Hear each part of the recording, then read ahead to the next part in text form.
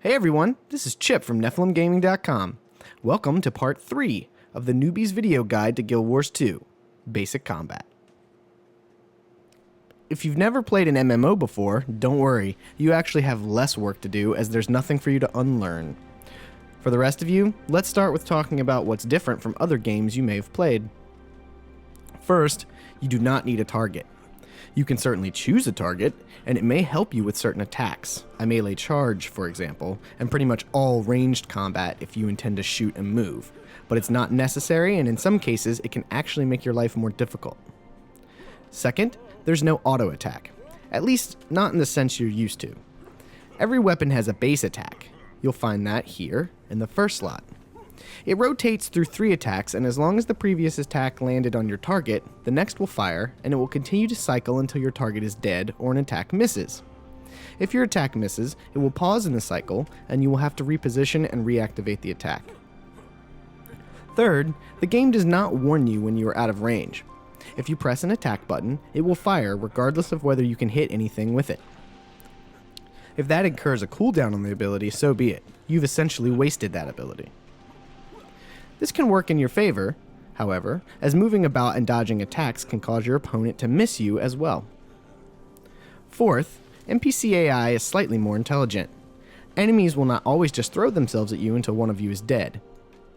Ranged enemies will strive to keep you at range, for example. Fifth, there is no tapping enemies, meaning an enemy is not exclusively yours because you hit it first, and anyone who assists you will not get any experience.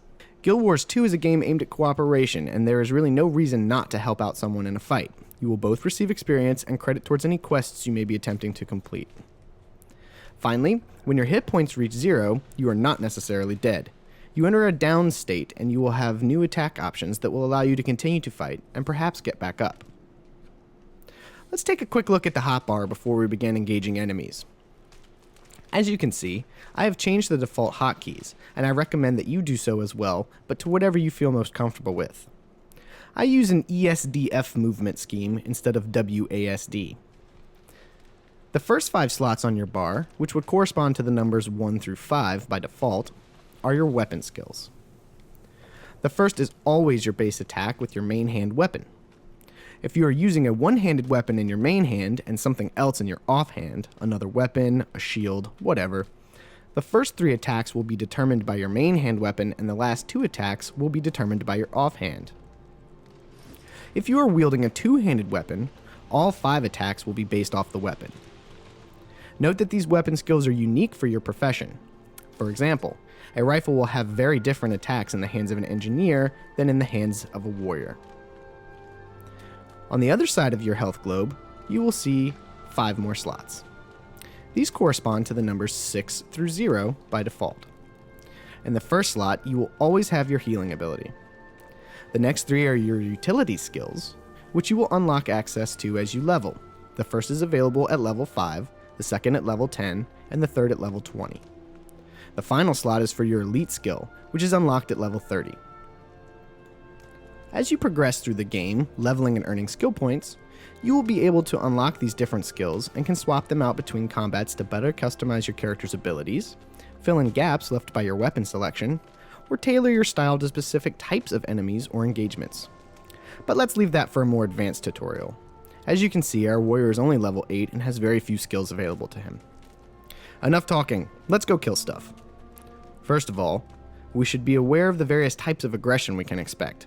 If an opponent's name is yellow, like this Moa, they will not attack us unless we attack them.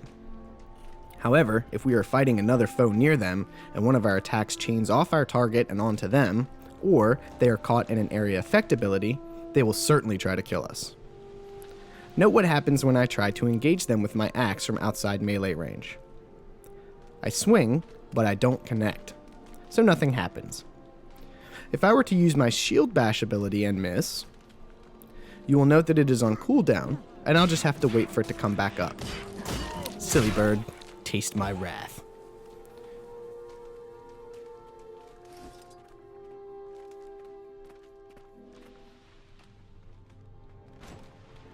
If an opponent's name is white, like these ravens, then they are extremely weak opponents and provide no experience when you kill them. There is an achievement for killing them, however. Gee, I hope no one saw me. Norn revere the Raven Spirit. Oh well. While I go to find some aggressive NPCs, that is, NPCs whose names are colored red and will attack me if I get too close, let's talk about leveling down. In other games, when you are level 30, let's say, you have no reason to come back to lower level areas. When your friends, who don't have nearly as much time as you to play, log on and beg you to help them with their level 5 quests, you groan at the idea because it's so easy and boring and you don't get anything out of it. Well, in Guild Wars 2, you are actually automatically leveled down to the area you are in. You still have access to any skills you've unlocked, and your weapons and armor will still be way better. But your hit points will be lowered, and you will do less damage than you would in an area that is your own level. By participating in events with your lower level friends, you will also gain karma, a type of currency that is independent of level, and so can be spent on upgrades to your equipment back in the level appropriate areas, or sometimes used to buy crafting ingredients or recipes, gathering tools, and other useful items. You can see here that even though I am level 8, I have been leveled down to 6. You should be aware of this when traveling through lower level areas because you may think nothing can kill you, but with a reduced health pool, you can get swarmed and overrun if you are not paying attention. Well, we found some Sons of Svanir, so let's get to killing. Once you've reached level 7, most professions will gain access to weapon swapping.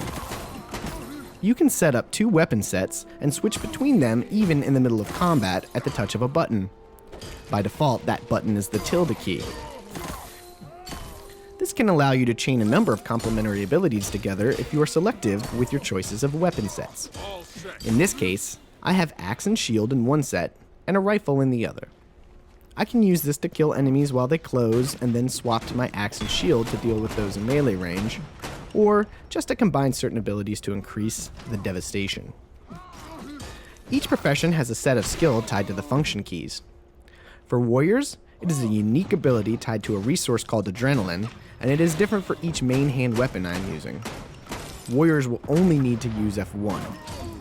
Engineers, on the other hand, will have different abilities from F1 to F4, the first being tied to which healing skill they are using, and the other 3 tied to their utility skills.